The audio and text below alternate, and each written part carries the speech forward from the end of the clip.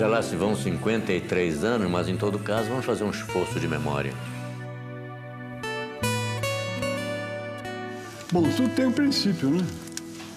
Vou ver se eu me lembro aos pouquinhos de como é que foi que começou a coisa.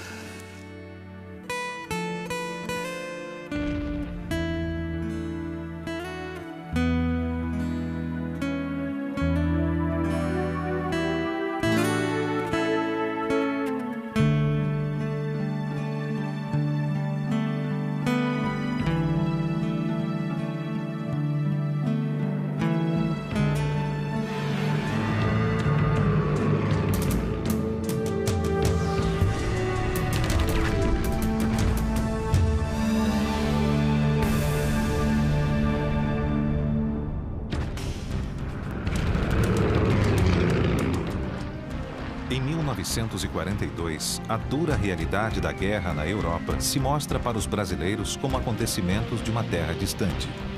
Fatos acompanhados pelas rádios e jornais da época.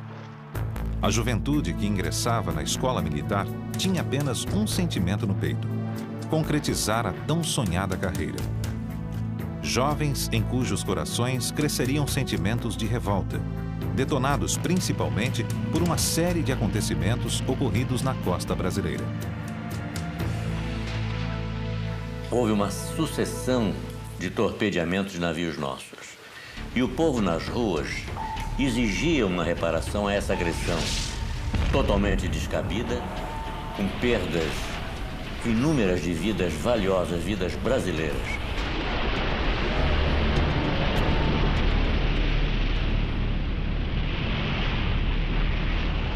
Foi decidido enviar a FEB para o Teatro de Operações do Mediterrâneo e a FAB, por sua vez, resolveu enviar 2 unidades para o Teatro de Operações.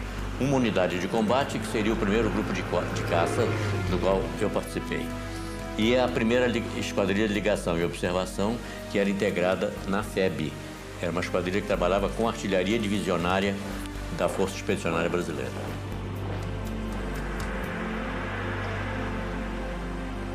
E foi criado o grupo de caça em 18 de dezembro de 43.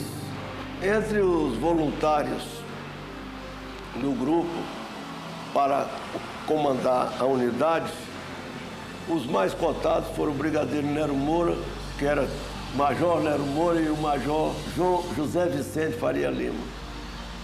Na disputa entre os dois, o Faria Lima chegou a dizer para o ministro Salgado Filho o seguinte: olha, eu tenho as mesmas qualidades do Nero e eu gostaria de ir porque eu sou mais antigo. Uma dessas conversas aí, o Nero aí rebateu dizendo assim: eu sou ministro, o Major Faria Lima é engenheiro e eu só sou piloto. Se eu for abatido na guerra, se perde um piloto. Agora, ele é tão piloto quanto eu, mas se ele for abatido, vamos perder um piloto e um engenheiro.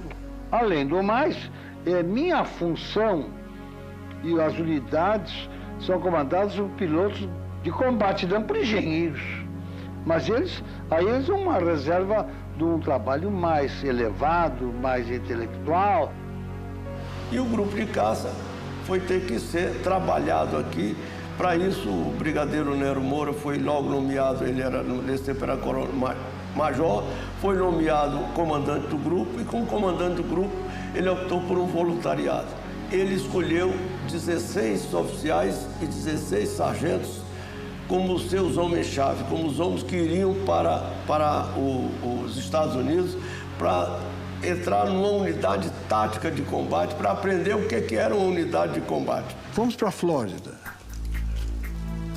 para Orlando, onde fomos treinados por pilotos americanos e ingleses. Eu fui nomeado para ser oficial de ligação no primeiro grupo de caça e fui mandado para Orlando. Ali é que eu já tomei o primeiro contato com o primeiro grupo de caça como tal. Nenhum outro país latino-americano mandou tropas para a Segunda Guerra Mundial nesta fase de operações. As minhas instruções de Washington, do Pentágono, eram que o primeiro grupo de caça tinha que ser um sucesso. E se qualquer um no teatro de operações, mesmo que fosse o comandante do teatro, criasse obstáculos, eu entraria em contato direto com o Pentágono, que eles resolveriam o caso. Terminada a etapa de treinamento em Orlando, os 32 homens-chave partiram para o Panamá. Para um lugarzinho chamado Água Dulce, que nem tinha água nem era dulce, que era um lugar muito seco e árido, mas chamava Água Dulce. Lá nos encontramos com o resto do grupo todo, eu creio que uns 400 homens que tinham ido diretamente do Brasil para lá, para encontrar conosco. Aí então já se sabia que se ia para a Itália, que era um grupo de aviação de caça e que ia fazer parte de um esquadrão americano, de um grupo americano, que nós chamava-se grupo, mas nos Estados Unidos era esquadrão. Íamos fazer parte de um grupo americano e lutar junto com eles lá. O nosso treinamento foi excepcional, porque tivemos um coronel This Way, que era rigoroso no voo e disciplina. Ele nunca perdeu a oportunidade de nos parar assim, num momento qualquer que a gente começava a afrouxar as instruções e assim, lembro, os senhores estão treinando para o combate. Essa é a última chance que os senhores têm. Vamos prestar atenção e vamos levar isso a sério.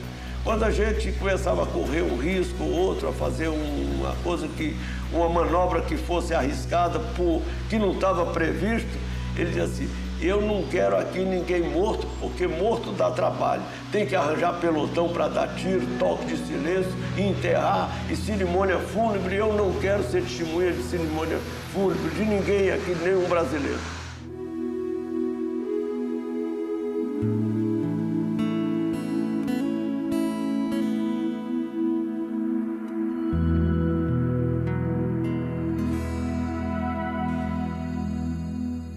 E o voo era encerrado às 12 horas. Daí nós íamos para o rancho, onde havia uma grande dificuldade de assimilação à comida americana. A comida horrível. Um certo dia, o This Way veio falar comigo.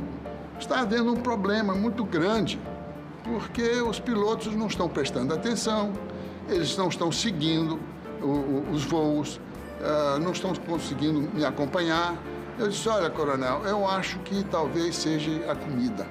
Mas, enfim, havia necessidade de se comer e, aos poucos, todos foram se habituando. Daí, o nosso apelido de avestruz, que tudo que davam para nós comíamos. Era aquele bando de gente, assim, com aquele cap branco, assim, parecia mesmo avestruz. E comendo as coisas mais disparatadas para o brasileiro lá. Era feijão com açúcar, leite em pó, e café ralo, que parecia um chá. A comida americana aqui não é do gosto deles. Era a falta do feijão e da carne seca. Brasileiro que não come feijão e carne seca, não tá bom dos nervos. Então, o Nero pediu e foi uma remessa de comida nossa, né? E então, o grupo se reanimou e voltou à normalidade.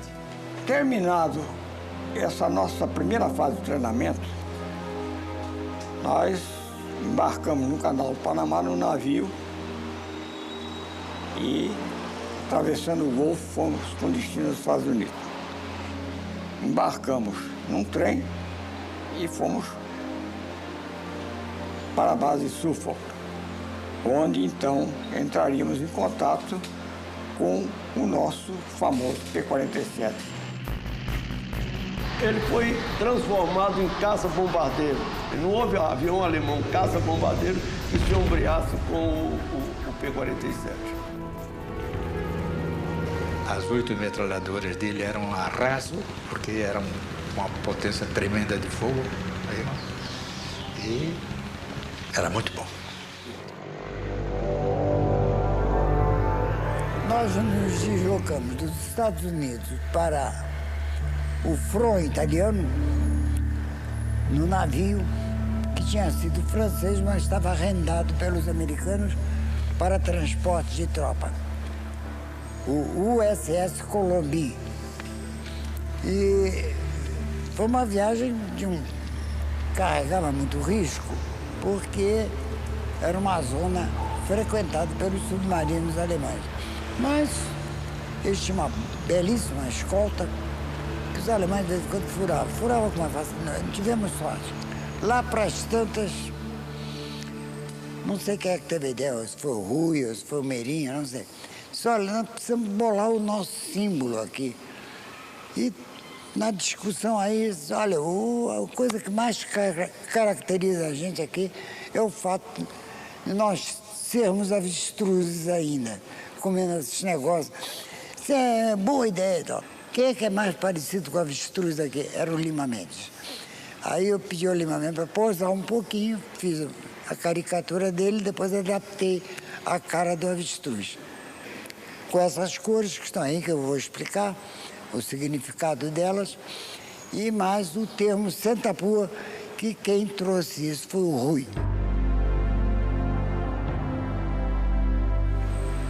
Então eu desenhei as cores que todo mundo conhece. Isso aqui é uma nuvem. Ali o avestruz trepado na nuvem, que é o chão do avião. O vermelho ali é o céu de guerra. O escudo é a bandeira brasileira, é o escudo do Cruzeiro do Sul. Armei com uma pistola, que era o tiro, né? Botei o cap, né? Aquele cap. E depois que nós entramos em combate e que começamos a levar tiros dos alemães lá, fizemos mais aquele flaco estourando ali. É isso aí, a história do Sentapua. É muito simples. Simples. E eu acho que engraçada também, né? Bom, tomamos um navio nos Estados Unidos, chegamos a Livorno, tomamos um trem e num dia de muita chuva, num trem todo furado, vamos acabar em Tarquínia, uma cidadezinha perto de Roma, do tempo dos etruscos. Em Tarquínia, a área a nós destinada já estava pronta, as barracas montadas, era uma ala num lugar sujeito a alagar, a época era de chuva, lama. Nós olhamos, mas como é que nós vamos acampar ali? Conclusão, eles nos deram uma lagoa. Bom, então o que aconteceu? Aconteceu que nós armamos as barracas dentro da água mesmo, né? Então, claro, depois, com o passar do tempo, nós transformamos o acampamento, drenamos aquela água e abrimos valas e valetas, etc. É um período muito triste foi aquela nossa chegada. E nós também já sofremos aquele impacto da guerra, porque antes era tudo treinamento, agora nós estávamos na guerra, propriamente dita, né? A guerra na Europa em outubro de 44 se caracteriza pelo embate de diversas frentes aliadas, que pouco a pouco empurram os alemães para a Europa Central. Ao mesmo tempo, estrategistas aliados optam por manter os combates contra os alemães entrincheirados no norte da Itália, pois, do contrário, as divisões inimigas poderiam sair da Itália e ir reforçar as frentes oriental e ocidental da Europa, comprometendo e certamente estendendo todo o desenrolar do conflito no velho continente. Enquanto isso, resta ao povo italiano do norte pôr esperança nos exércitos aliados e aguardar o momento de ter a mesma sorte que seus irmãos do sul, serem libertados do jugo nazista. Quando nós chegamos na Itália, nós encontramos a guerra, vamos dizer assim, academicamente, na segunda fase do combate, que era a interdição do campo de batalha. Não permitir que o inimigo trouxesse suprimentos para a linha de frente, para a linha de bombardeio, para a terra de ninguém, para a bomb line, um lugar onde era de um lado era o lado amigo, de outro lado era o lado inimigo. Nós fomos treinados para fazer a guerra total, principalmente a obtenção da superioridade aérea. A obtenção da superioridade aérea é avião contra avião, é destruir o avião, o inimigo no ar, para a gente poder ter liberdade de manobrar na terra. Chegamos na Itália, essa fase já estava realizada. As estatísticas comprovam. A porcentagem de perdas em ataques a objetivos no solo é muito maior do que nas missões de escolta ou interceptação. No combate aéreo, luta-se contra um inimigo em igualdade de condições. No ataque ao solo, o avião está vulnerável, em linha reta de bombardeio, restando ao piloto aguardar o momento certo de soltar suas bombas e recuperar a altitude, escapando como pode da artilharia antiaérea. Quando eu cheguei, fui me apresentar ao coronel Nilson, que era o comandante do 350. Aí ele falou em inglês comigo. This is the first time I have had my squadrons all together in one location. And I have not asked for this group of South Americans. I don't necessarily want them here, but I don't want any problems with them. Aí eu retruquei em inglês também para ele, dizendo, Colonel, one day you will be very proud to have had this Brazilian fighter squadron under your command, because you do not know what they are or how they are. At the time they arrived, naturally, it was a big question mark for us, as it would be with anybody. They were coming in new. We had no idea what their capability was. We knew they were well trained, but what kind of fighters they would be, we didn't know. And so we held our opinions and waited to see what would happen.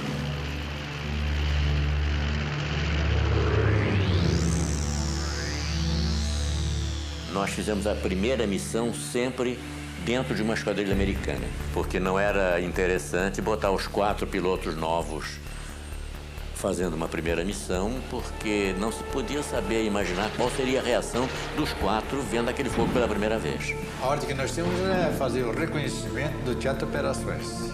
Eu acho que eu fui um dos primeiros a voar, não me lembro se teve alguém antes de mim, não, mas eu sei dizer que eu fui dos primeiros a voar. E aí foi um espetáculo para mim, porque as luzes incandescentes tomaram conta do meu, assim, do céu, eram as traçantes, né? Eu pensava assim, Joel, entre esse aqui e o outro lá, tem mais 4 balas que estão no meio aí, entendeu? E me acertaram. Acertaram 2 balas, entendi, no meu avião. E eu posso dizer que não posso me esquecer dessa missão. É natural, né? A primeira missão é o batismo de fogo, como se diz. Eu me recordo que eu suava demais. Na recuperação, eu puxei com tanta força que a máscara chegou a descer do rosto. Não é questão de ter medo, é questão de ter preocupação, de cumprir a missão e defender o nome nosso da FAB, que estava lá, porque eu era um dentro de 3 americanos. Então eu não podia fazer feio. Eu era o número 4 de uma esquadrilha de 4 aviões americanos. 3 eram americanos e eu lá atrás. Lógico que na minha cabeça, tudo que o seu mestre mandar, fazeremos tudo, né? Tinha que ser assim, com medo de me perder lá. Era a primeira vez que eu saía para o combate. E o alvo até era meio velhaco. Os partisanos tinham dito que dentro de um túnel em Gênova havia mantimentos e munição, não sei o quê. Então, o comandante, que se chamava, por coincidência, Captain Brasil, quando chamava Brasil, eu respondia, ei, então, não era eu, era ele. E então, chegamos lá em cima do túnel, ele mergulhou, jogou a bomba dele lá dentro do túnel, veio outro, mergulhou. Quando chegou a minha vez, o túnel tinha passado já. Aí eu tive que fazer assim para pegar o túnel. Quando eu fiz assim, bati com a cabeça no canopi lá em cima. Eu digo, poxa, eu não sabia que eu era tão ardoroso assim. Eu nasci para caça. Isso aí foi velhaco. Aí foi embora. Na volta, nós estávamos em Tarquínia ainda. O outro esquadrão americano, que era rival desse, que estava em Tarquínia, com o qual eu voei, no 342, ficava em Pisa. Aí o Brasil, o Captain Brasil, passou, deu um rasmose na pista lá de Pisa, puxou um tonoleta. Eu digo, agora esses safados vão ver que brasileiro também sabe fazer essas coisas. Aí o segundo puxou, pá, puxou o tonoleta. O terceiro estava muito perto, não deu para fazer, e eu também. Eram 4, não pude fazer. Aí aterramos. Aterramos, e aí fui para aquela rotina, depois que o avião estaciona. desliga isso, desliga tudo, tem que desligar e tal, tira o fone, e desabotou o cinto. Quando eu vou desabotar, estava desabotoado. Eu na formação de sair, primeira missão, guerra, nunca tinha feito isso na minha vida, esqueci de abotoar o cinto. Se eu tivesse feito tonolento, em vez de eu demonstrar que o brasileiro era bom, esses brasileiros são umas porcarias, morrem fazendo tonolento, morrem no chão na hora. Aí sim, quando eu saí para fumar um cigarrinho, estava difícil acertar a ponta do cigarro, sabe? Tremia, feito maravilha. A minha primeira missão foi feita no dia 6 de novembro de 1944. Era uma missão de ataque a posições de artilharia ao sul de Bolonha. John Richardson Cordeiro e Silva e o aspirante da reserva convocado Fernando Correia Rocha estavam entre os brasileiros escalados naquele dia. Você era acordado pelo oficial de operações. Para não acordar os outros companheiros, ele ia muito devagarinho até a sua cama e chacoalhava você e dizia: fulano, você vai voar. Eu parecia que ouvi o seguinte: Rocha, você vai morrer. Eu voei como número 4 da esquadrilha comandada pelo Major Gable. O Cordeiro voou como número 4 da esquadrilha comandada por um capitão Watson, Watson. Ele atacou o objetivo, a esquadrilha de trás, ela se distanciou um pouco para fazer o ataque, o objetivo era a mesma zona. A antiaérea já começou em cima da primeira esquadrilha, que era o Gable, né? Eu, quando mergulhei, era o número 4, eu mergulhei e soltei minhas bombas. E até hoje eu estou para saber onde é que foram as bombas. Na recuperação, a esquadrilha, que eu era o número 4, não recuperou para o alto, mas quase que colou no solo e começou a pegar alvos logo ali perto de Bolonha. E eu fui seguindo, atirando no que eles atiravam, né? Sem ter muita noção daquilo que eu estava fazendo, né? Logo em seguida, pelo rádio, eu ouvi a seguinte conversa. Ele já foi. He's gone. E aí um perguntava, who is gone? Aí a outra voz respondia, I think that was the Brazilian. Eu acho que foi o brasileiro. Aquilo, na minha mente, foi como se tivesse uma coisa assim, estourado uma bomba dentro de mim. E eu, então, quando eu vi It was the Brazilian, como éramos dois brasileiros, eu até tive instintivamente, uma reação de me apertar. Eu estou vivo. Então foi o Cordeiro que morreu. O Cordeiro foi abatido. Ele era do C5. O assistente do mecânico, quando viu que o avião não regressou, chorava feito criança. Então, para ver a emoção que tinha os mecânicos na esperança do regresso do seu piloto e do seu avião. Bom, morreu o Cordeiro, demos uma Adelphi para ele, tomamos um pileque de vermute, que era a bebida que nós tínhamos no acampamento, sentimos a morte dele cantando, brincando, como ele representou para nós, porque ele foi no Panamá, foi nos Estados Unidos e estava sendo do grupo. De forma que a primeira missão foi apenas para sentir como era de fato o negócio depois que o pano subisse. Que não era mais conversa nem briefing, era para valer.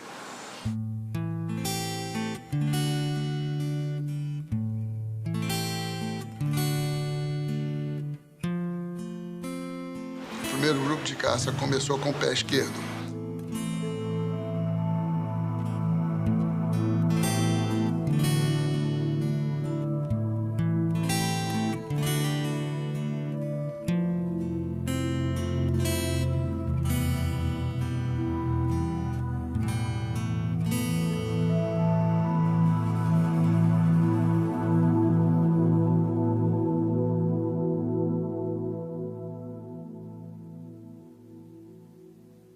Aí eu suponho que o coronel deve pensar, meu Deus do céu, o que foi que veio cair aqui para cima de mim?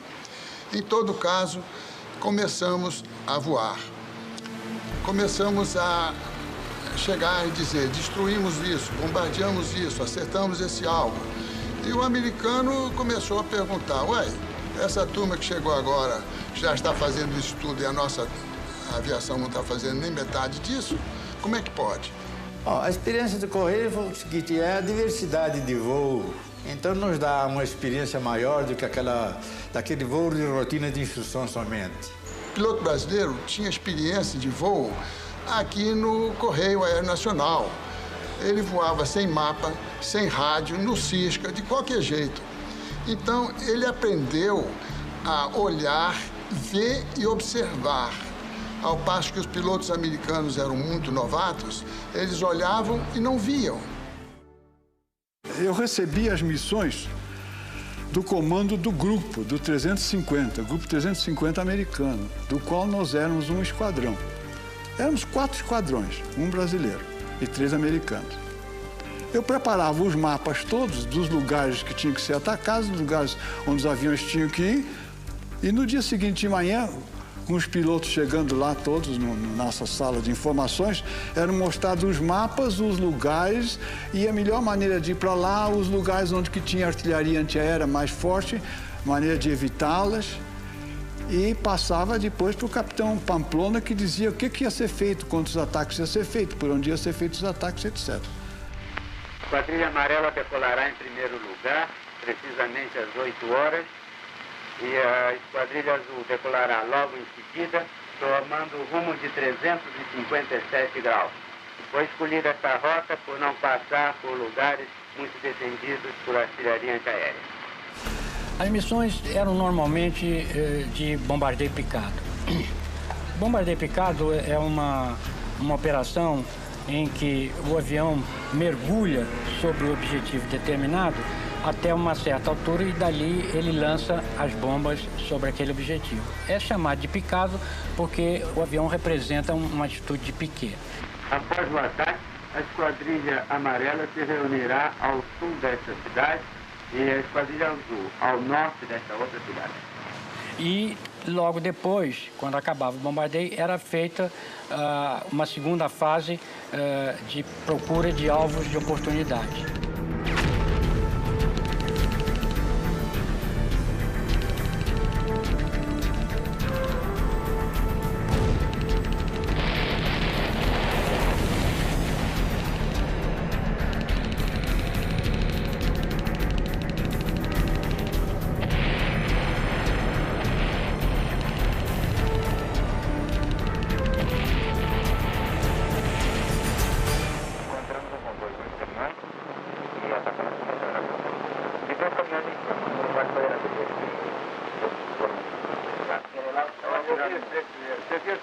Realmente, 2 impactos na ponte, um nesse lado da estrada, lado norte, e o outro lado sul. A ponte foi destruída, né? Então, nós movemos o grupo inteiro no mês de dezembro para Pisa, que era praticamente encostado na linha gótica, encostado nos Apeninos. Foi uma experiência maravilhosa, porque foi um grupo de terra na frente, depois seguiu outro, enquanto os aviões estavam voando, fazendo a missão. Quando voltassem, não pousariam mais em Tarquina, pousaria em Pisa, onde estaria todo o grupo já. Pisa foi a nossa segunda e última base na Itália. Depois de passarmos 2 meses em um acampamento, dormindo em barracas de lona, com maior desconforto, chegamos numa cidade que tinha sido bombardeada, não totalmente, apenas em alguns locais. Encontramos um conforto relativo. Ficamos hospedados no antigo Albergo Netuno. Era um prédio de esquina com 5 andares, sendo que uma parte estava um pouco afetada por estilhaços de bombardeio. Dali nós partimos para as nossas missões e também para as nossas aventuras, porque afinal nós estávamos numa cidade. Nós tínhamos convívio com com a população e fomos logo muito bem recebidos. E confraternizávamos com os italianos, jogávamos basquetebol, futebol. Era uma vida relativamente, vamos dizer assim, boa, mas tinha as missões que não eram, cada dia eram mais duras. A antiaérea alemã cada dia mais forte.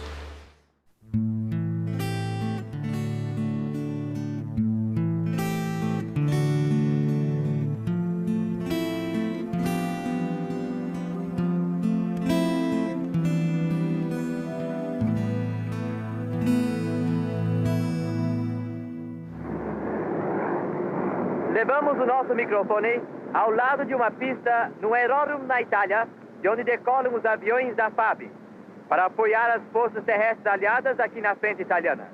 É por isso que não estranhamos encontrar já, ao lado do seu avião, um piloto da FAB, que quero apresentar a vocês, o tenente Rui Moreira Lima. Aqui nessa frente de combate temos dois inimigos, o alemão e o tempo, esse amigo da onça de sempre. Não é fácil falar em nome dos meus companheiros, porque cada um deles tem os seus próprios problemas e opiniões, muito embora estejamos todos aqui movidos pelo mesmo ideal. Num ponto, entretanto, tenho observado que nossos sentimentos coincidem. As saudades que sentimos de casa são imensas e se transformam, sem dúvida, numa das maiores provações da guerra. Creio bem que a mensagem de Natal de todo o grupo se reúne numa única palavra: fé. Fé na vitória dos princípios que defendemos. Fé na força e sinceridade dos nossos sentimentos. Fé na felicidade que o futuro nos reserva. Dentre as 93 missões de guerra que eu executei na Itália, há uma que realmente eu gosto muito. Foi um bombardeio que nós fizemos aos duas pontes em Piacenza, que eram vitais para a alimentação do suprimento dos alemães. O avião que estava na minha esquadrilha na frente acertou as bombas em cheio na segunda ponte e eu mergulhei também e consegui acertar as duas bombas na ponte. Recuperei muito baixo, tão baixo que eu entrei na fumaça. E o Meirinha, meu colega, ele falou: Goulart, o que é que houve? O Goulart sumiu. E eu aí disse: não, ainda não foi dessa vez. Recuperei o avião, ganhei altura e regressamos à base. Essa missão nos valeu um elogio especial do comandante 350. As duas pontes foram destruídas e impediu realmente que as tropas alemãs, durante algum tempo, conseguissem um suprimento normal.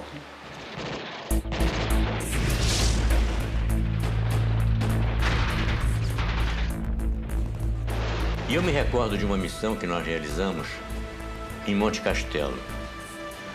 A FEB fez 3 tentativas para subir lá, tomar conta do morro, do Monte Castelo. E numa dessas missões, nós fizemos com bomba incendiária. A esquadrilha era comandada pelo Lagares. Eu era o número 3 dele. E eu me recordo que em cima do morro, as trincheiras estavam todas feitas, o que dificultava justamente a subida da tropa brasileira. Eles estavam a cavaleiro da situação e qualquer brasileiro que pusesse a cabeça de fora, eles metralhavam lá de cima. Então era imprescindível que essas trincheiras perdessem a sua ação, ficassem inativas. E coube ao Lagares comandar essa missão, da qual eu fazia parte. E com bombas incendiárias nós fomos atacar essas trincheiras. E nós vimos então os soldados saindo para se proteger do fogo, porque senão eles pegariam fogo junto com o armamento que nós havíamos lançado. E essas trincheiras nós conseguimos desativá-las todas nesse ataque. Então a FEB conseguiu subir. Conseguiu subir e tomou conta de Monte Castelo.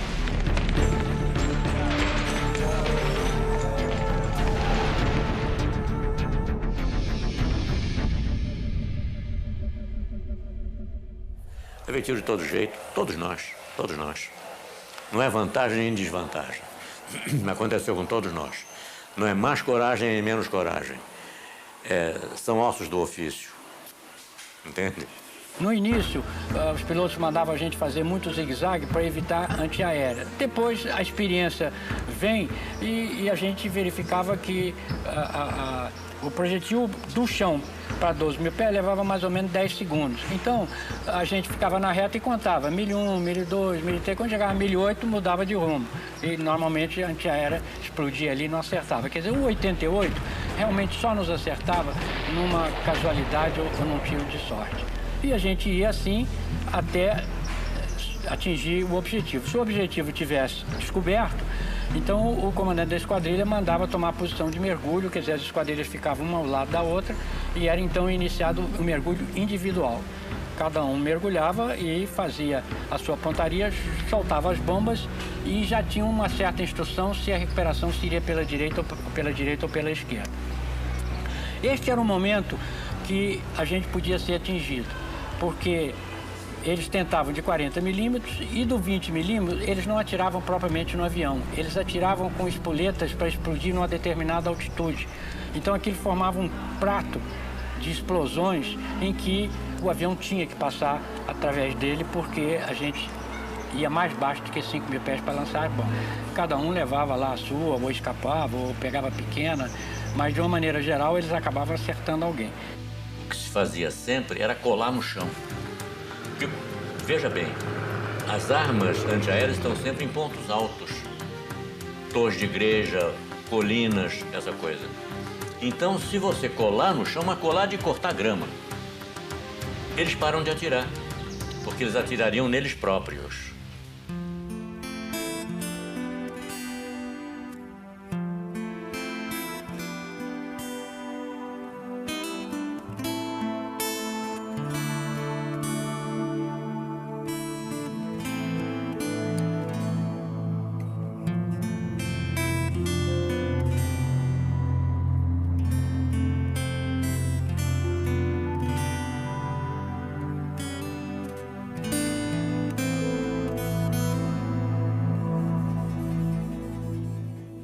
Os nossos soldados, os nossos mecânicos eram fantásticos. E levava 3 dias a manutenção. Pois bem, sabe quanto tempo nós fazíamos?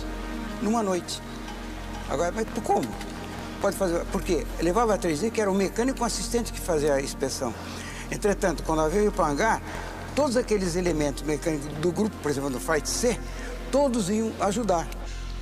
Lá, uma bela tarde, tive uma comissão de inspetores americanos examinando os meus aviões. Eu era chefe de uma esquadrilha, a esquadrilha C, e havia um livro para reportagem dos defeitos apresentados nos porta-bombas e nas metralhadoras. Pois bem, um dia essa comissão me apareceu lá e começou a me olhar e, sem conversar comigo, olhar o avião e ver o nosso trabalho.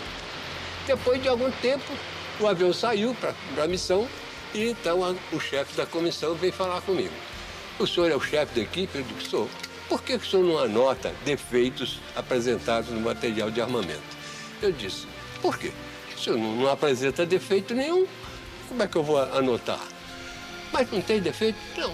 Como é que o senhor faz para não dar defeito nas metralhadoras, nos porta-bombas? Eu não faço nada, faço apenas manutenção do material.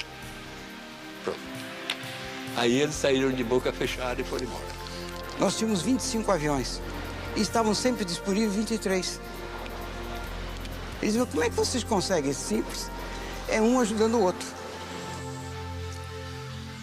Prosseguindo na estatística cruel de perda de 3 por mês, nós perdemos 2 pilotos no dia 4 de fevereiro. Foi o Joel Miranda e o Danilo Moura. Foram abatidos lá em Castelfranco, próximo a Verona, a cidade de Romeu e Julieta, e foram acolhidos por partisãs, os 2. Cada um diferente, em lugares diferentes, porque o salto de paraquedas foi feito a muito baixa altura e eles não se encontraram mais, só se encontraram no final da guerra.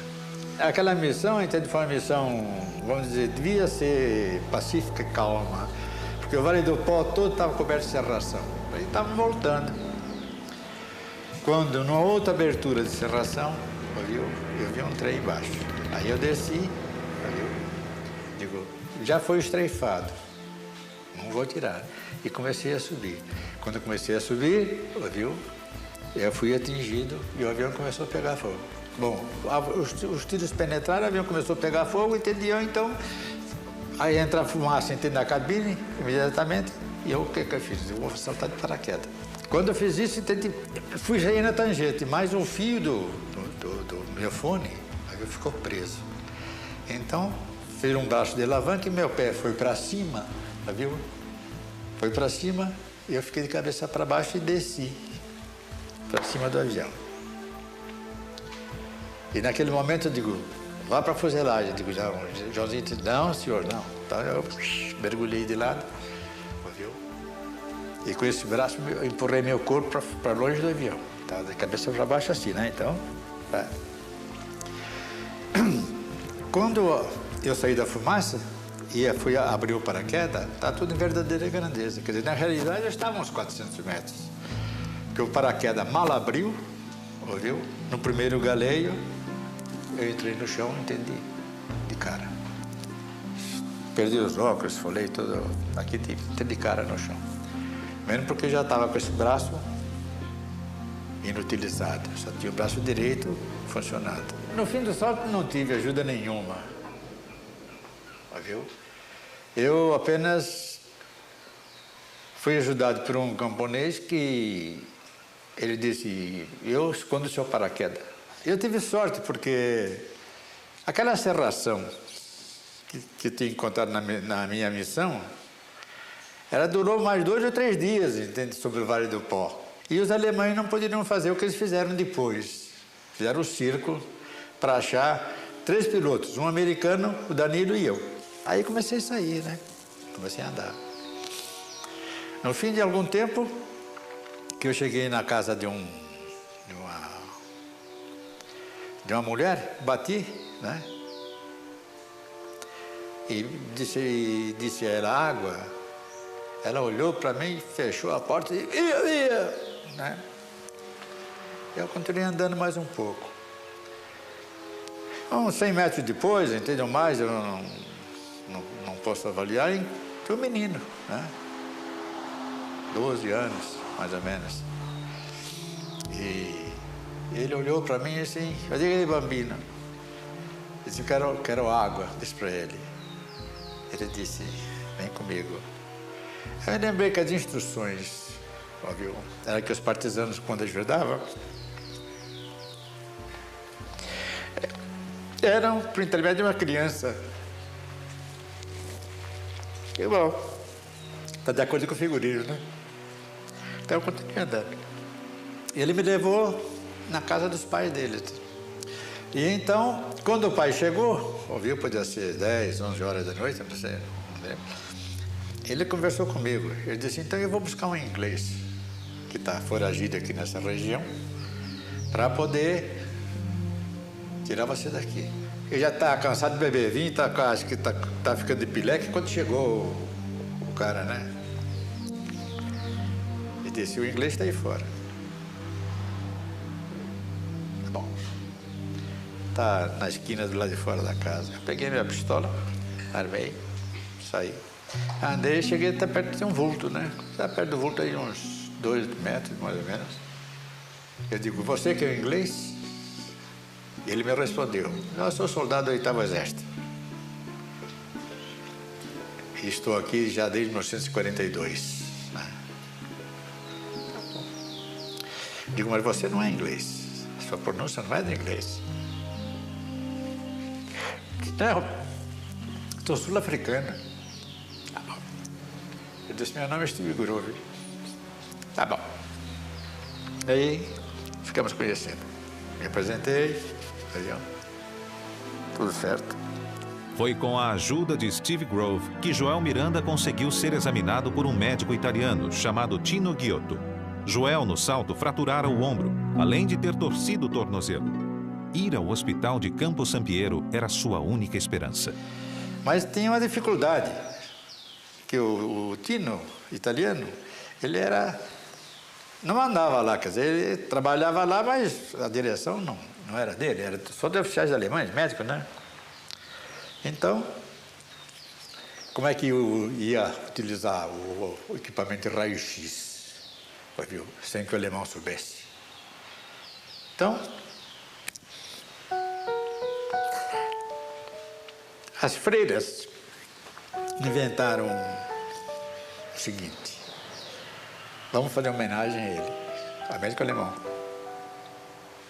Nessa homenagem tem que durar 1 hora, que era tempo de eu entrar, fazer radiografias e sair. Entendeu? E assim foi feito. Mas acontece que, não sei se por um defeito qualquer lá, a radioscopia não deu certo. Então ele teria que fazer a radiografia mesmo, entende? Aí então 10 dias depois tem que voltar lá. Aí já está ficando mais ambientado, porque quando eu entrei lá a primeira vez, né, passei pelas guardas do QG, viu? Olhei assim, eu falei, puxa, eu não devia ter vindo aqui, né? Porque aqui é a boca do lobo, né? É a toca do lobo, né? Mas, tudo bom. E pela segunda vez já estava sem vergonha, então pude fazer as coisas com mais naturalidade, entende? Tudo isso. E a radiografia, então, mostrou exatamente a fratura da cabeça do homem, aquele negócio tudo, e o caminho que ele devia fazer para consertar meu braço. Eu estava com 20 dias de engessado, quando os alemães começaram, entende, a se retirar, então a cercar uma porção de coisas lá. Então eu tive que retirar, entende, o gesso, viu? Porque se me encontrassem engessado, sabia que o médico tinha feito. Então eles iam atrás do médico que tinham feito, né? Certo? Então, tiraram fora. Quando os alemães começaram a passar, viu? Eu disse para ele, disse assim, olha, Steve, tem aqui a minha pistola 45, só tem um pente de munição, tem 6 tiros, entende? E você pode usar um na agulha, é o 7º tiro. Ele disse, não, você é um oficial, entendeu? Eu não posso pegar. Olha, leva, porque eu não vou utilizar mesmo. Com o braço como eu estou aqui, não vou fazer nada aí, entende? Mas acompanhava os partisanos atacando as tropas dos alemães, né? E o Steve, juntamente com outro, que era o chefe dos partisanos, entende? Que era o chefe da estação de lá, viu? É que comandava os ataques às tropas, né? E foi numa dessas que pegaram o Steve, né? Aí um capitão da SS olhou para ele e disse assim, você é inglês, né? Você é meu. Deu 2 tiros nele. Outro aqui.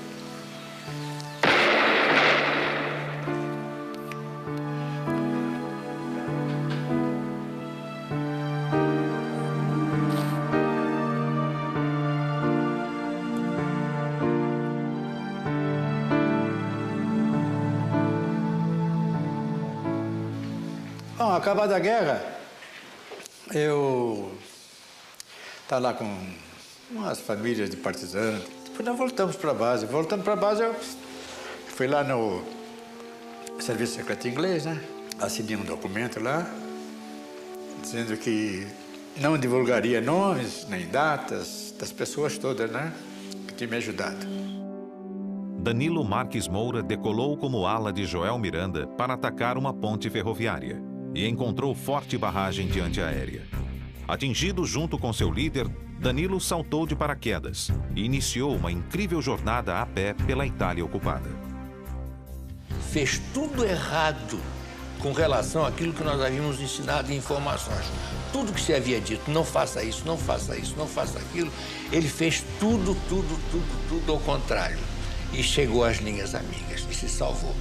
Ele, quando contou essa história, e nós todos ouvindo essa história, enquanto Danilo, magro, 10 quilos mais magro, 10 quilos que emagreceu em um mês, ele desmilinguiu-se.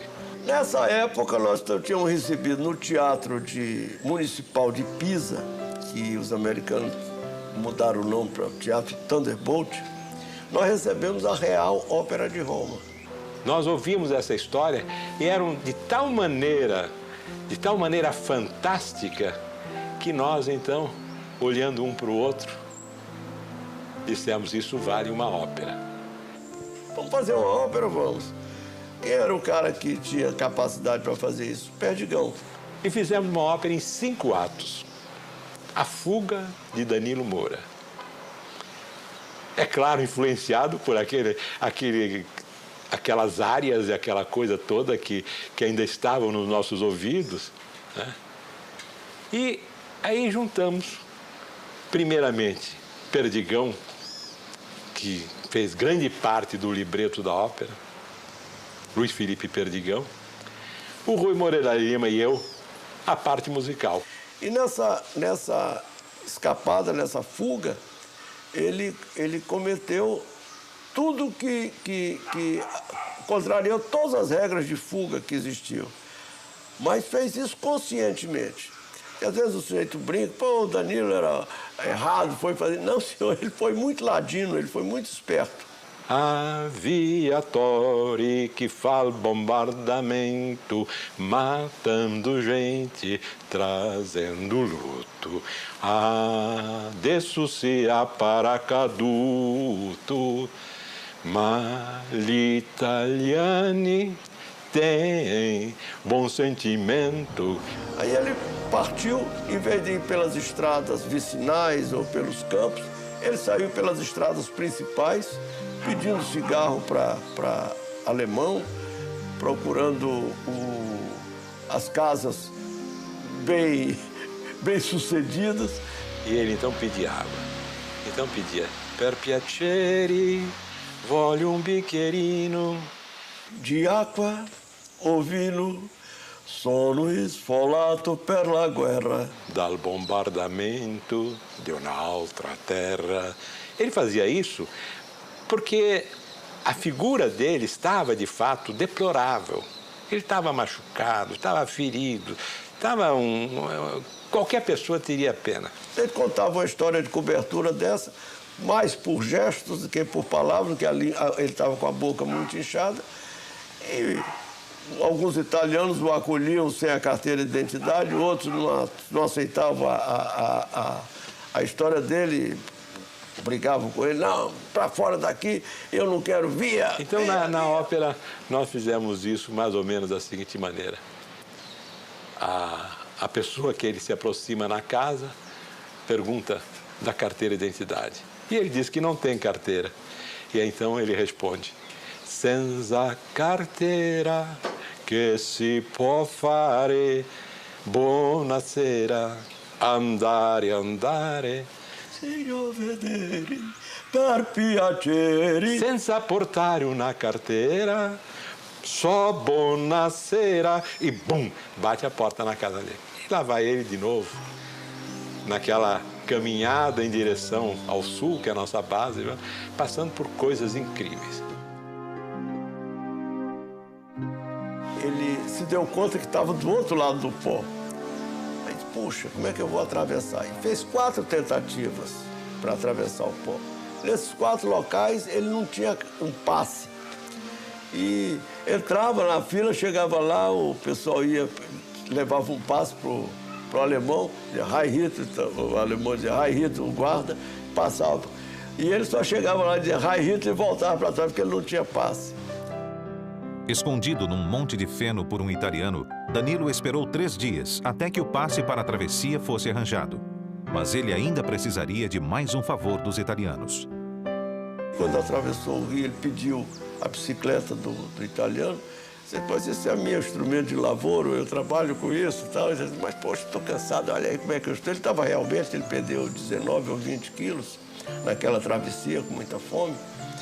Aí o Seito emprestou a bicicleta para ele. No final da guerra, ele deu uma bicicleta nova lá para o italiano, deu dinheiro, levou mantimentos. Ele, 6 dias depois de Sassuolo, ele chegou em Pisa. E a chegada foi sensacional. Esse reencontro para o comandante Nero Moura foi pessoalmente especial. Eu estava em operações, aí entra o Nero Moura, nosso comandante, com um lenço branco no pescoço, aí diz assim, Osias, sabe quem está aí? Eu digo, não. Meu irmão, Danilo está aí. Pela primeira vez eu o vi vibrando, mas vibrando de alegria. Seu nome é Danilo de Moura. Seu posto é segundo tenente. BO é 345. E agora, me conte toda a sua história. Não conto, nem posso contar. Porque, meu amigo, perdeste a memória. Ele não é isso, Miranda disse, para eu não falar. Uno brasiliano aviatori, paracaduto, papum. Assis, outro piloto abatido do grupo, estava voando numa missão de bombardeio em 21 de janeiro de 45. O alvo, um depósito de combustíveis nos subúrbios de Piacenza. Seu ala na missão era o tenente Meira. Nós já tínhamos feito o bombardeio picado e estávamos fazendo a procura de objetivo de oportunidade quando ele disse, vamos voltar, que eu fui atingido. E ele aí começou a subir e eu encostei e comecei a voar embaixo do lado, procurando identificar algum estrago maior que o avião tivesse sofrido. E realmente não vi. Aí disse a ele, olha, Assis, não consigo ver nada que demonstre assim, alguma coisa maior. Ele disse, não, mas eu estou voando, segurando com as duas mãos.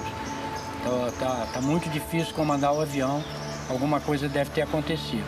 Mais ou menos faltando uns 5 minutos para cruzar a linha de frente, começou a sair fogo do escapamento de supercharger que fica na parte posterior, que o piloto não vê. E eu fiquei naquele drama de consciência do que fazer, porque eu raciocinava, se eu disser que está saindo fogo, ele vai saltar. Se eu não disser, essa porcaria pode explodir e ele vai junto. Aí eu resolvi falar e disse para ele, Assis, está saindo fogo no supercharger. Ele disse, aí eu vou saltar. Aí começou os preparativos, jogou fora o canopi, desligou o oxigênio, aí desligou os fones e nesse momento o fogo parou. E eu quis avisar ele, mas ele não o via mais. Aí eu não tive outra alternativa a não ser ficar olhando o que ia acontecer. Assis, capturado, foi encaminhado a Frankfurt, sendo por diversas vezes interrogado. Em especial, o interrogatório com um padre alemão que havia morado 16 anos na Bahia. Conforme treinamento, respondia apenas nome, número e posto.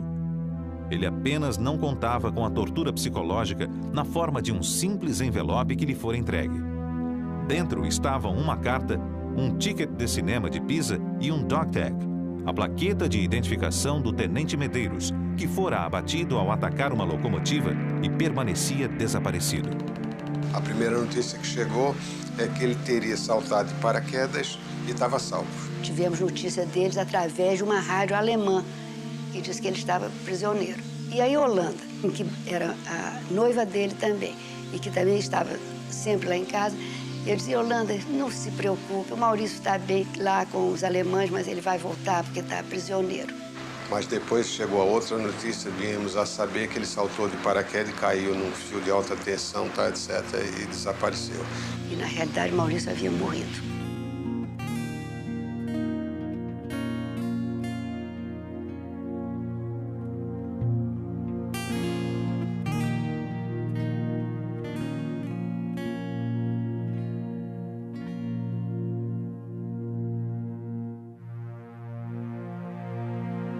Em 18 de fevereiro de 45, Assis foi levado com mais 400 prisioneiros para o campo de Nuremberg. Só a 3 de abril de 45 foi que Assis encontrou o também prisioneiro Otton Correia Neto. Ao nos avistarmos, cumprimentamos, essa coisa toda, ele perguntou pelos companheiros como é que estava a situação, como é que estava o Meira, como é que estão os amigões dele, né? Mais íntimos. Esquecendo até meu nome. Aí eu notei que ele estava atacado de alguma coisa, né? Porque estava sangrando nas gengivas, que era uma avitaminose, com consequência já do seu mês e pouco de prisioneiro antes de mim. Correia Neto fora abatido ao experimentar foguetes de 105 mm pela primeira vez dentro do grupo de caça. Ao pedir autorização para experimentar os foguetes na nossa base, eu recebi a negativa interessante do comando americano, que eu experimentasse no inimigo. Não tinha foguete para experimentar aqui, não. Tem que experimentar no inimigo. A minha dúvida era o seguinte, que, como eu hoje sei, depois da experiência, que o alcance do foguete para você chegar, a distância é boa, essa distância é muito próxima. Ao atirar 1, 2, 3 vezes, eu fui atingido antes. Levei um tranco no motor e parou de estalo. Fez aquele silêncio e eu só tive a solução de recuperar o avião numa posição de fugir do tiro e lá em cima jogar fora o canopy, aqueles elementos que me seguravam no avião, e levar o avião para frente, saltando depois da recuperação. Foi uma sensação naturalmente violenta, mas de ter que fugir, tem que escapar dessa maneira. Saltei do avião e o resto foi esperar a queda do avião, que eu não vi mais, e retardar a abertura do paraquedas para evitar ser aprisionado rapidamente. Enfim, seguir as instruções que foram muito bem dadas e repetidas durante os treinamentos. Finalmente cheguei ao solo e dei um puxão forte e mesmo assim eu caí sentado violentamente sob o calcanhar e no chão. Chegou a turma e um guarda alemão armado me apontando a arma. Eu então fui obrigado a me levantar de mãos para o alto. E ele e um outro companheiro dele chegaram, me desarmaram e me conduziram preso para um quartel de alemães nas proximidades. Assim foi a minha chegada ao solo. Eu me lembro que na ocasião me perguntaram o que eu achava, que sensação eu tinha tido ao chegar ao solo. Eu tive a impressão que naquela época ainda não se falava nisso, mas eu tinha a impressão de que tinha caído na lua, pelo abandono que eu me senti na ocasião, isolado do meu mundo. No encontro em Nuremberg, Correia Neto falou para Assis que todos os prisioneiros seriam obrigados a iniciar penosa marcha de 180 quilômetros para fugir do avanço aliado. Com ele, especificamente, e com o Correia Neto, aconteceu um fato que é proibido pela Convenção de Genebra. Quando as tropas aliadas começaram a chegar, eles evacuaram esse campo para um campo mais à retaguarda, obrigando que os prisioneiros andassem 2 ou 3 dias e noites debaixo de chuva, o que é terminantemente proibido. Foi quando o Eisenhower fez até uma proclamação: se isso acontecesse novamente, eles começariam a matar prisioneiros alemães nos Estados Unidos. Durante essas marchas que fizemos, muita coisa aconteceu com relação ao comportamento dos prisioneiros e dos próprios americanos, companheiros que se faziam de enfermeiros para socorrer os outros. Quer dizer, esses andavam mais do dobro. Eles andavam, voltavam, davam remédios, voltavam para acompanhar os companheiros doentes. É uma demonstração de solidariedade, de companheirismo a toda a prova. Isso eu vi, não esqueço nunca mais. A 15 de abril de 45, entraram no campo de prisioneiros de Mosberg, a nordeste de Munique. A permanência em Mosberg foi até 29 de abril, dia que as tropas do general Patton invadiram a cidade. Houve umas rajadas de metralhadora que assustou, fez muita gente procurar abrigo e, em seguida, uma gritaria infernal, mas ao mesmo tempo alegre. Foi o que aconteceu quando as tropas ultrapassaram o campo e não se via mais guarda nenhum, todo mundo meteu o pé e nós ficamos felizes de ver do outro lado da cidadezinha de Moosberg a bandeira americana. No dia que ele chegou, eu fui recebê-lo lá no campo, né? Aí quando ele desceu do B-25, eu confesso que intimamente eu olhei para ele e disse assim, poxa, não deve ser tão difícil esse negócio de prisioneiro, porque ele estava gordinho, recheado, entendeu? Aí chegou e entregaram ele para os médicos, né? Uma semana depois, o homem estava emagrecendo assustadoramente. Aí eu ainda mexi com os médicos, pô, o cara vem gordo, o cara na mão de vocês aqui, vocês estão emagrecendo. Esse meira estava inchado. Quer dizer, ele tinha tido piorreia, basite, tinha passado o diabo naqueles campos de concentração, não propriamente de maltrato. Há um engano muito grande ao longo dos anos. Aquilo que se vê no cinema, dos judeus e tudo aquilo era um problema estrito da SS do Hitler. As Forças Armadas não participavam daquilo. É claro que a vida era difícil, no lugar de dormir 10 tinha 40, não tinha comida, mas aquele tipo de atrocidade nunca foi.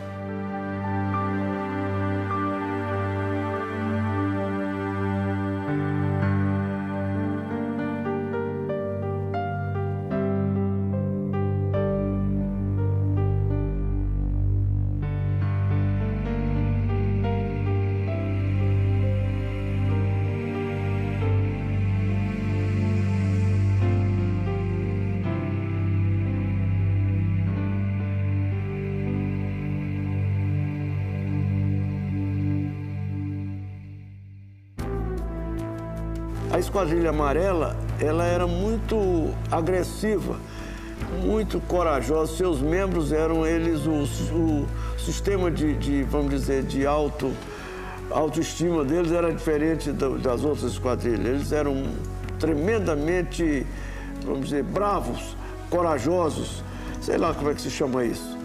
Então, eles perderam essa esquadrilha toda. Caiu o Joel, caiu o Danilo, caiu o Dornelles, caiu o Medeiros, caiu o Brandini, caiu o Mota Paz. Acabou a esquadrilha, acabou a esquadrilha.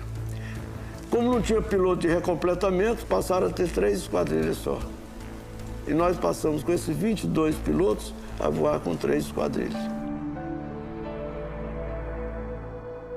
O problema do recompletamento na Itália vinha se tornando crítico. A perda era uma média de 3 pilotos por mês e vinha se acumulando desde o início das operações em novembro de 44. A minha impressão pessoal disso, e pelo que eu vivi posteriormente, é que realmente o Ministério não viveu a situação. Foi criado o grupo de caça, foi mandado e todo mundo ficou esperando. Ninguém tomou uma providência de continuidade da operação. Uma operação de guerra não é uma coisa que a gente decida, entre nela e saia fora. A gente tem que dar uma continuidade, tem que haver suprimento de material e tem que haver ressuprimento de pessoal, que é o recompletamento. Sem isso, a unidade simplesmente para. A minha turma foi a última que terminou o treinamento de P-47 nos Estados Unidos. Quer dizer, a questão pessoal é mais de frustração de não ter conseguido aquilo que desejava. Não veio o recompletamento, nós aí passamos a voar mais. Voando mais, nós nos tornamos veteraníssimos. E no final da guerra, as 2 últimas semanas da guerra, também não é mil panos ser brasileiro, não. Era obrigação nossa. Nós enxergávamos muito mais do que os americanos, que eram rapazes que tinham 250 horas e estavam entrando em combate. Quer dizer, eles não tinham a obrigação de ter aquela experiência que nós tínhamos, e nós tínhamos. Até abril de 45, os alemães estavam localizados na linha gótica. Com a melhoria do tempo, quer dizer, com a primavera, a chegada da primavera em abril, o comando do Teatro Mediterrâneo determinou que fosse desencadeada uma ofensiva contra os alemães, que ficou chamada Ofensiva da Primavera. Já era evidente para todos nós que o final estava muito próximo. Os alemães já estavam na correria, já tinha sido rompida a linha de frente, o americano aprofundava a todo vapor, mesmo largando o alemão para trás. O que ele queria era chegar no Passo do Brenner para fechar a saída, de maneira que a gente contava que estava por poucos dias. Houve a convocação dos comandantes de unidades de caça, lá na sala do 350, do Coronel Nilson, que era o nosso comandante operacional, e ele disse o seguinte: olha, nós vamos fazer entre 6 de abril e 29 de abril um esforço máximo. Esse esforço vai constar de 44 sortidas diárias. Virou-se então para o coronel Nero e disse: olha, Nero, os seus rapazes já chegaram ao limite da resistência humana. Eles não precisam mais fazer esse esforço, inclusive porque vocês só têm 22 pilotos e eu não vou exigir que um piloto de vocês faça 2 ou 3 missões por dia. Aí o Nero respondeu: não, eu não vou. Antes de tomar essa decisão, eu vou consultar o meu pessoal, meus rapazes, o pessoal de apoio e os pilotos. Nós estávamos ali voluntários e não, brigadeiro, coronel, não vai se fechar o grupo, não. Seria uma vergonha para o Brasil se aquele grupo de voluntários fechasse. Por que fechou? Fechou porque não tinha mais voluntário, quando não era verdade. Aqui estava cheio de voluntários. Então, nós topamos. Começamos a ofensiva da primavera, nesse mês de abril. Foi um mês duro para nós, a beça, porque os 3 pilotos da estatística foram perdidos. Foi perdido o Dornelles, morto em combate, o Santos, morto em combate, e o Coelho, prisioneiro de guerra, foi ferido em combate, o Pessoa Ramos. O saltou de paraquedas o Goulart, em território amigo. Uma festa como em termos de esforço de guerra e perigo e baixas. Nós sofremos muitas baixas. Decolamos e já era uma daquelas missões, embora ofensivas, sem alvo predeterminado, porque já era no recuo e na fuga dos alemães. Então o Dornelles decolou, passou sobre La Spezia, o porto de La Spezia, e subiu no eixo ferroviário que ia finalmente dar lá em Milão. O Dornelles saiu da esquadrilha. Nós estávamos voando baixo porque havia uma cobertura de estratos baixos. Saiu da esquadrilha e foi atacar o trem. O número 2 foi atrás dele. Eu fui também, e o 4. Mas quando o Dornelles passou, ele já foi atingido na ida e já saiu pegando fogo, foi bater nos prédios da cidade. Logo adiante, eu ainda gritei para o número 2, entra sobre outro ângulo, tal coisa, papá, e nós não fomos atingidos. De maneira que foi uma triste fim de guerra para o Dornelles, e nós todos ficamos muito impressionados com aquilo.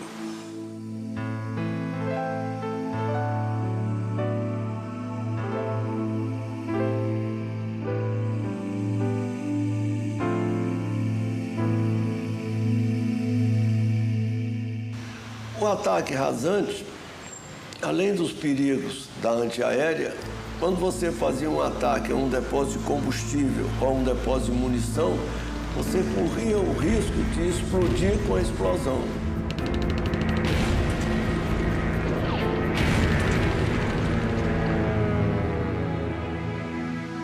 Porque uma coisa é ser abatido e a pessoa saltar de paraquedas. E outra coisa é você ver a pessoa bater no chão. Nós estávamos atacando uma área grande de depósito de munição. Para você ter uma ideia de grandeza, era uma área descampada, vamos dizer, de 500 por 500 metros, grosso modo, onde havia várias cabanas meio enterradas no solo.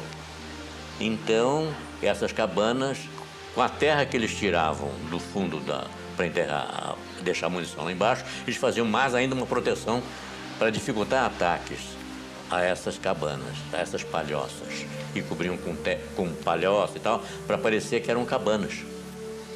E cada um de nós, então, mergulhava e atacava uma palhoça dessas, que era um depósito de munição.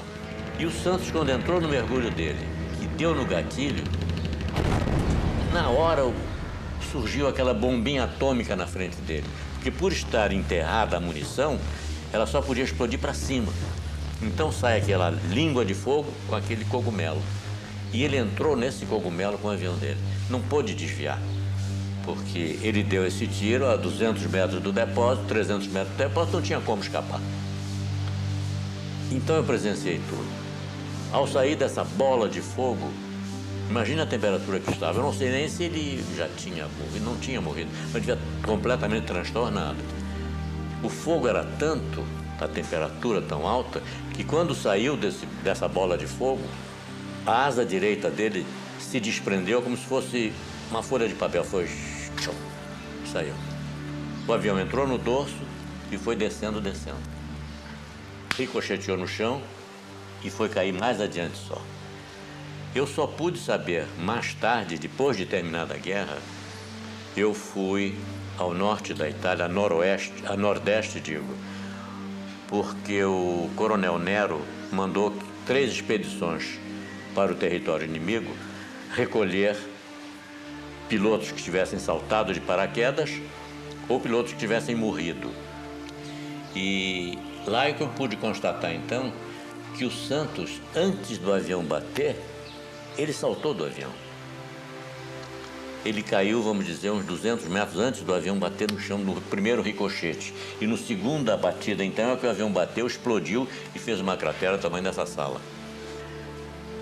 Deve ter morrido na queda, é lógico, ou talvez já estivesse completamente desacordado, com temperatura, cego, talvez, não sei. É difícil dizer.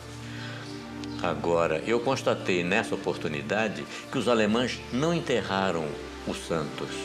Eles estenderam o corpo dele, cobriram com pedras e puseram uma cruz que eu trouxe, está em Santa Cruz hoje, na base aérea de Santa Cruz, com a placa de bronze, com os dados que ele tinha no dog tag, aquela identificação que nós tínhamos no peito. Eles puseram num bronze e puseram na cruz. Eu trouxe essa placa, tá aí.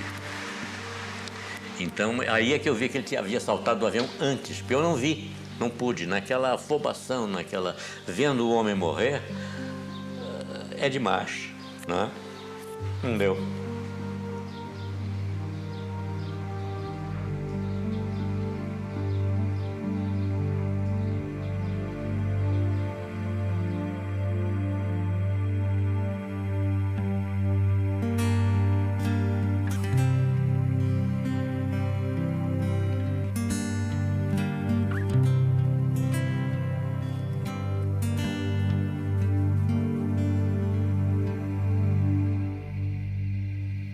Foi a Casaça, eram 8 aviões e nessa missão eu fui atingido gravemente e meu avião pegou fogo.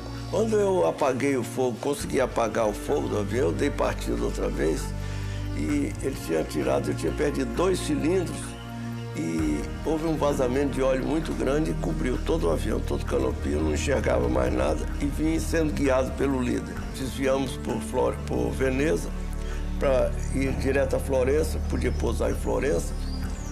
Nós tínhamos visto na ida, no briefing que tinha sido apresentado um campo de pouso estreado ali, eu estava uma semana no teatro, de poloneses da RAF. E o lagarto perguntou, você quer pousar naquele campo que nós passamos, que é assinalando? Eu disse, quero.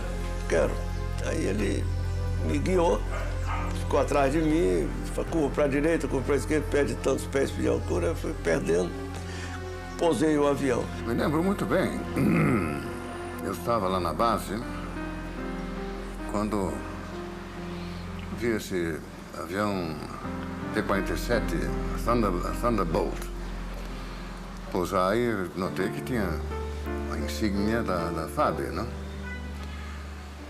E também dava para se ver que ele tinha sido atingido, porque o avião estava encoberto com óleo. Quando eu posei sem rodas e fui até o final da pista. Na pista eu saí de dentro do avião, muito sujo de óleo, com essa vista queimada, porque eu fiz 2 tentativas de olhar para fora, e a primeira com os óculos levei olho no rosto. A segunda, nova tentativa, aí me queimou a própria vista. Então eu entrei, peguei um jipe e fui lá para... Tem que estabelecer um contato, porque eu presumi que o piloto a bordo possivelmente necessitaria algum auxílio, não? Eu cheguei lá no campo e saiu a ambulância, o carro de incêndio, e veio um jipão, e no jipão, sentado no capô do jipão, vinha um inglês, do seito da RAF, fardado da RAF e tal, condecorado. Farda da RAF, hein? Ele presumiu que eu era inglês e isso e nada mais. E diz assim, você é brasileiro? E eu esperava tudo menos encontrar um sujeito da rapa falando português daquele jeito. Eu digo, yes. Ele, yes, coisa nenhuma, seu filho dessa. Como as mulheres de Copacabana ainda estão farreando muito. Peraí, de onde é que você é? Eu sou de Curitiba, sou filho do inglês, estou metido nessa guerra e não sei o quê. E depois dele ter sido, enfim, atendido na base, hospital da base e tal, nós fomos lá para clubes oficiais, onde eu lamento dizer que ele pegou um porre astronômico. Porque nessa esquadrilha era uma tradição de quem, quando houvesse algum incidente fora do normal, o cozinheiro polonês tinha uma mistura dele mesmo, vodka, mas mais forte que vodka, chamada de spirit. Então, se metemos uns copos de spirit no Primeira Lima, aquela vibração, eu devia ser fundo branco, né? Aí eu botei com eles todos, né? Eram 2 dedinhos, beberam, tiraram o copo, e eu fui tirar o copo, as 10 mãos seguraram o copo e eles me deram um pileque de vodka. Que ele terminou bem, vamos dizer, embriagado, né? Até chegar em uma turma lá de Pisa para socorrê-lo. Eu aí desmaiei, eu entrei numa coma alcoólica, perigosa. Veio um avião me buscar com o Eudo e o Gibson. Fui ao hospital de Livorno, também ainda sem acordar. Quando acordei no dia seguinte, eu estava cheio de fio no braço. E o que houve? Ele disse, como é que eu estou? Aí o Lutero, porra, quase tu morre de porre. Se me perguntasse se tu morreu de guerra, eu dizia, morreu de porre. O Lutero era filho do presidente Vargas e era nosso médico lá no esquadrão. E quando nós estávamos nesse diálogo, o Horácio telefonou lá de Pisa, perguntando como é que eu estava. Eu entrei ali, falei com ele. Ele, você está pronto para fazer uma missão? Estou pronto. Quer dizer, é porque não existia piloto, não é que a gente estivesse pronto ou não estivesse pronto. Tinha que estar pronto, porque senão não saía a missão e tinha havido Nero Moura tinha assumido a responsabilidade de cumprir 44 sortidas por dia. Aí eu fui para lá e voei.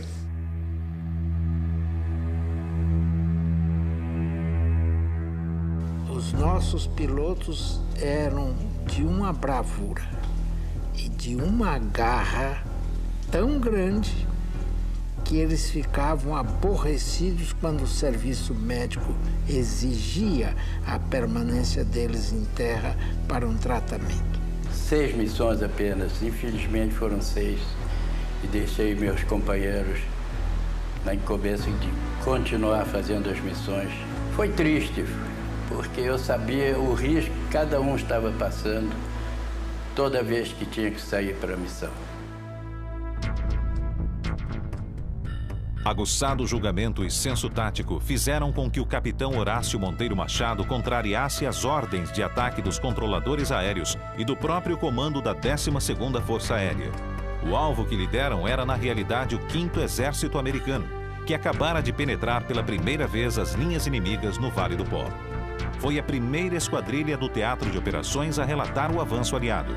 A partir daí, o grupo ficou responsável pelos informes sobre todos os deslocamentos das colunas blindadas aliadas. Não quero imaginar o que significou o dia 22 de abril. O 22 de abril foi o dia áureo para o primeiro grupo de caça. E hoje é considerado o dia de aviação de caça do Brasil. E a quantidade de ataques que o grupo conseguiu fazer ficou consagrado no papel em que o americano, propondo ao governo dos Estados Unidos que fosse dado ao primeiro grupo de caça a medalha americana chamada Presidential Unit Citation. Infelizmente, na época ela não foi entregue imediatamente. Dizia-se que ela só poderia ser concedida a unidades aéreas americanas. E no ano de 82, nós recebemos a medalha aqui na base aérea de Santa Cruz. Particularmente, 2 fatos marcaram bem esse dia. Primeiro, que foi o primeiro dia em que eu assumi o comando de uma esquadrilha, do lado bom do 22 de abril. O lado triste é que neste voo nós perdemos um colega meu de turma, o Tenente Coelho, que só posteriormente nós viemos a saber que ele teria saltado de paraquedas, ido para o hospital e terminando prisioneiro. O Coelho foi abatido.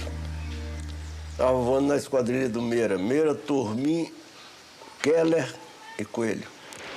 O alemão já estava perdido, espalhado pelo Vale do Pó, e o objetivo primordial era evitar que ele pudesse escapar de volta para a Alemanha, dificultar o máximo possível, destruir o que encontrasse no caminho. E realmente, quando nós estávamos já quase no final do regresso da missão, o meu ala, o Tormin, viu uma tropa alemã cruzando um rio que estava praticamente seco. E aí nós todos nos dirigimos para lá e ficamos lá até esgotar a munição, porque realmente nós pegamos eles numa situação terrível, né? Eles no meio do rio, o rio seco, né? e eles a descoberto. Então foi uma faxina, foi realmente uma faxina. Ele viu um tanque, vai atacar o tanque, e a esquadrilha já tinha se retirado. Aí entra um veterano, com o número de missões que tinha, com a experiência que tinha. Ele foi fazer mais um passe, nesse passe ele ficou perdido. O Coelho foi meu ala na guerra. Quando eles voltaram, cadê o Coelho? Ah, e tal, como é que foi? Ninguém sabia, sumiu. Então a ideia que nós tínhamos era que o Coelho tivesse ficado sem comunicação e tivesse regressado. Então não havia uma explicação autêntica de por que ele não teria regressado naquela missão. Posteriormente, então, ele explicou isso. E ao saltar de paraquedas, ele foi alvejado por um fascista que metralhou a ele, e ele disse que puxava as cordas do paraquedas procurando se livrar. Não acertou a ele, mas acertou o paraquedas. E ao acertar o paraquedas, furou o paraquedas, colou, e ele desceu direto em cima do telhado de uma casa. E ao ele entrar no telhado da casa, ele teve fratura nos 2 tornozelos e caiu no chão. Quando ele caiu no chão, este mesmo fascista veio armado para matá-lo. Quando chegou um cabo alemão e não deixou. Colocaram o Coelho num comboio, ele com os pés quebrados, e mandaram para Régio. Ele foi ali perto de Parma. E ele aí, então, foi transportado para um hospital de linha de frente. Mas esse hospital já não tinha mais recurso nenhum, né? Porque a invasão já tinha acontecido e o hospital estava lá em tremenda dificuldade. A única coisa que conseguiu foi enfaixar as pernas dele. E aí criou-se uma situação sui generis. O alemão tinha muitos alemães feridos nesse hospital. E ele tinha que evacuar o hospital. E não tinha condições de levar os feridos dele. Então ficou com medo de deixar esses feridos ali, porque eles poderiam ser mortos pelos partisanos. E quando os partisanos vieram, ele partiu, deu a pistola dele, uma Luger para ele, ele ficou como simbolicamente o comandante do hospital. Desde que ele assumisse o compromisso de evitar que os prisioneiros alemães fossem atrocidades. E o que ele aceitou, é claro. E quando os partisanos chegaram lá para matar os prisioneiros, ele disse, olha, não vai matar não, senão eu vou reclamar da Cruz Vermelha e tal, eu sou brasileiro, sou oficial. Aí ele se explicou, ele falava também italiano, com ele era um poliglota também, falava italiano, falava inglês, falava francês bem. E explicou, e os italianos então deixaram os prisioneiros com ele. Quer dizer, ele permaneceu no hospital. Quando o americano, as tropas começaram a chegar, ele entrou logo em ligação e não só ele foi transportado para o lado, como também os doentes alemães foram protegidos de... Só aí, então, é que eu vim saber que realmente não tinha perdido um companheiro, apenas ele tinha ficado algum tempo fora da atividade.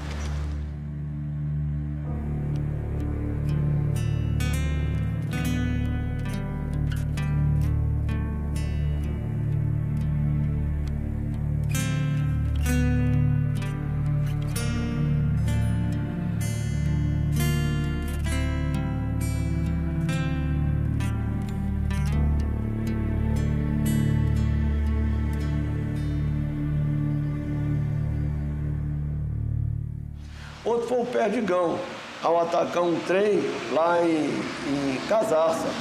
Nós já havíamos praticamente terminado a missão e já estávamos regressando mais ou menos a 10 mil pés de altitude, quando o Perdigão avistou uma série de carros de estrada de ferro estacionados num pátio de manobra. E comentou: olha lá quantos carros, eu vou descer para atacar. Eu me lembro que eu ainda retruquei: Perdigão, eu acho que vai encontrar lixo, porque o alemão nunca deixou um vagão sequer num pátio de manobra, não é possível que essa quantidade, eu acho que tinha mais de 20 carros estacionados.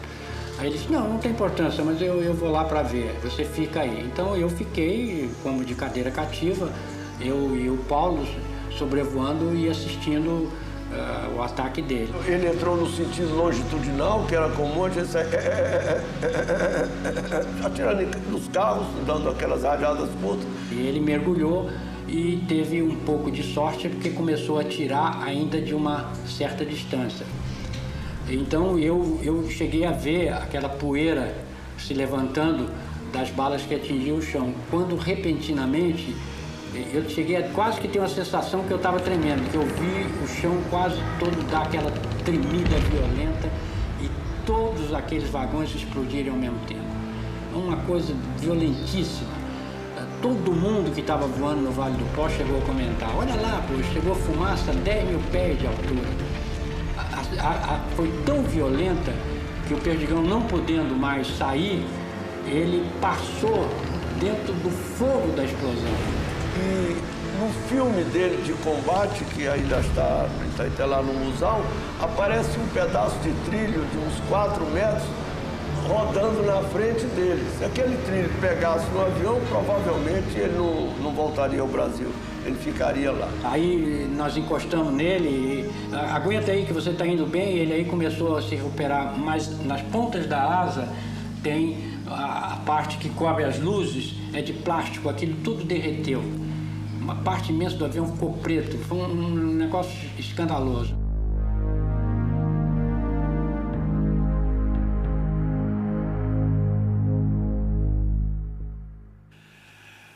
Há dois medos. Há um medo de morrer e há um medo de matar. O medo de morrer todo mundo tem. É instintivo, é natural. O medo de matar, as pessoas mais sensíveis têm também. E no grupo tinha isso. Tinha um medo de morrer que a gente sentia, que a gente chama de receio, e que a gente sentia principalmente quando começava a missão. Taxiando para o começo da pista, para começar aquela missão, atravessar aquelas montanhas, ir para o lado de lá, o que vai acontecer? Eu vou morrer, vou ficar prisioneiro, etc. Mas depois passava. Quando começa a ação, quando a gente começa a atirar, quando começa a manobrar, esse medo, esse receio no piloto de caça, em geral, passa. Mas tem um medo de matar. É aquele que se sente mal quando mata, que chora de noite porque matou e que tem vontade de desistir de todo. Não faço mais isso. Alguns pilotos tiveram esse medo também no grupo de caça e vinham falar com o Intelligence Officer, uma espécie de confessor, que dava conselhos, conversava. Quem sou eu para dar conselho? Conversava e dizia o que eu sentia também. E dizia a eles: olha, essa guerra está para acabar. Você não vai sair agora daqui fugido. Aguenta mais um pouquinho. E a maioria deles aguentou e terminaram bem. Eu mesmo me lembro, numa das minhas missões, eu dei uma volta em cima de uma estrada e vi um carrinho pequenininho andando na estrada vermelha. Eu dei a primeira passagem e não atirei. Era a hora de atirar em tudo que se movesse, né? Aí saiu um homem de dentro do carro, deu uma volta. Quando ele viu o avião indo embora, ele voltou para dentro do carro. Mas aí o avião estava voltando. E aí eu tive que atirar. E aí o carro explodiu. E é uma coisa que me repugna até hoje quando eu penso nisso. Coitado, né? Talvez não fosse nem de guerra, talvez fosse até contra os alemães. Morreu.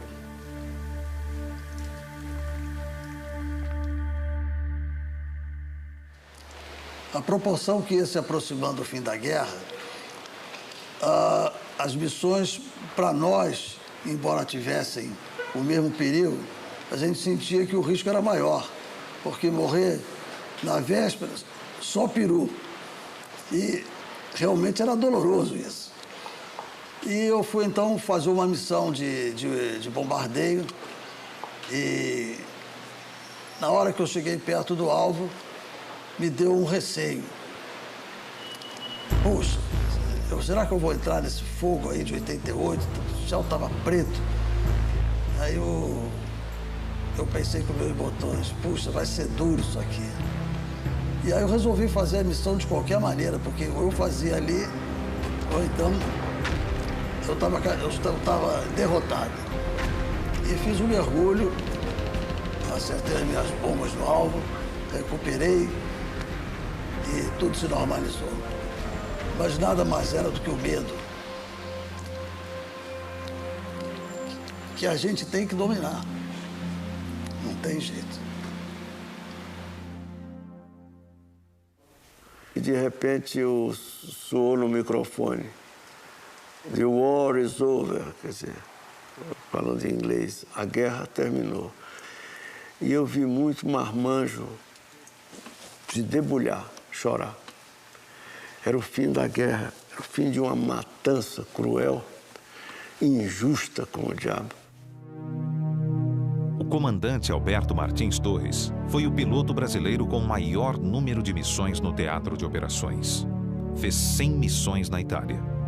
Esta última ficou bem registrada em sua memória. Quando, a certa altura, o cooler, o controle de radar, transmitiu solenemente: "Attention all flights. Attention all flights. Do not attack. Do not attack. The war is over. Return to your base immediately." Repeat. E repetiu isso. Bom, eu sentia cabelo arrepiar no pescoço, essa coisa, e tudo num só choque. Eu pensei nos meus pais dos que haviam morrido, e, enfim, foi um aglomerado emocional indescritível. De modo que eu sempre digo, esta foi a missão que mais me comoveu. Foi a última missão em que, inclusive, não ataquei ninguém. E a guerra acabou e a gente sabia que não ia perder mais companheiro nenhum.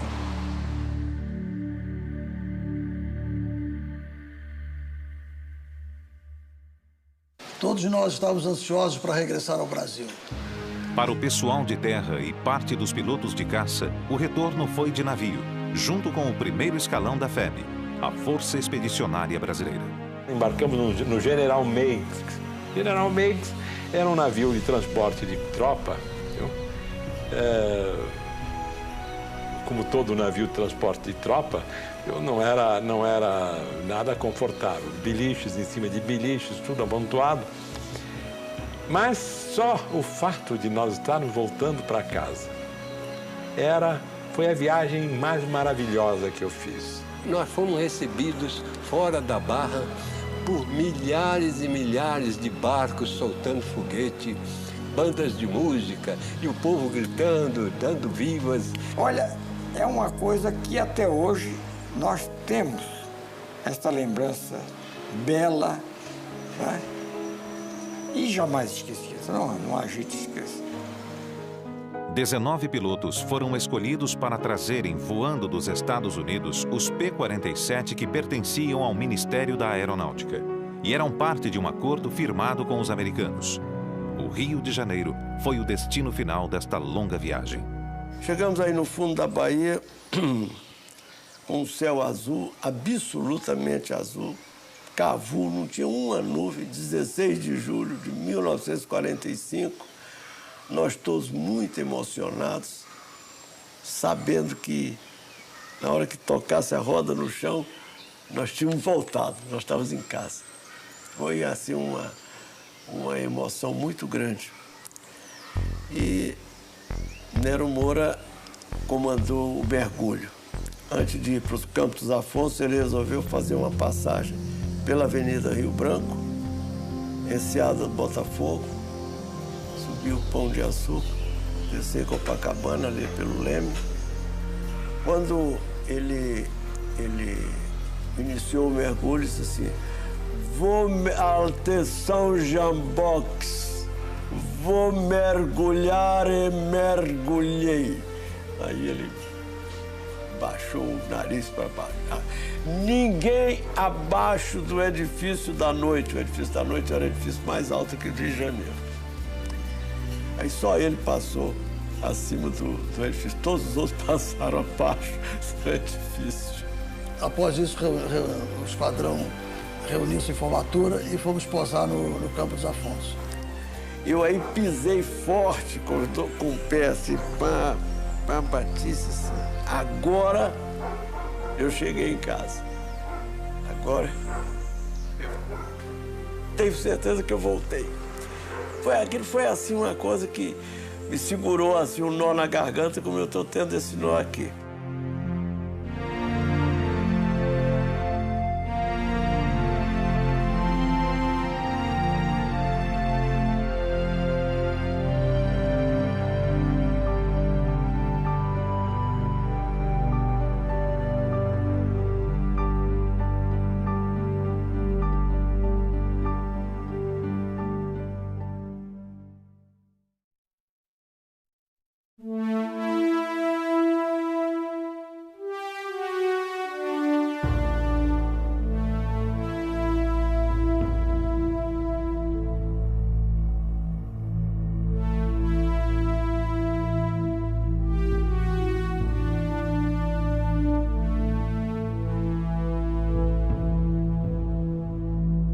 Ninguém se considerava ache. Éramos todos iguais. E todos combatentes com uma finalidade única, que era a vitória, né?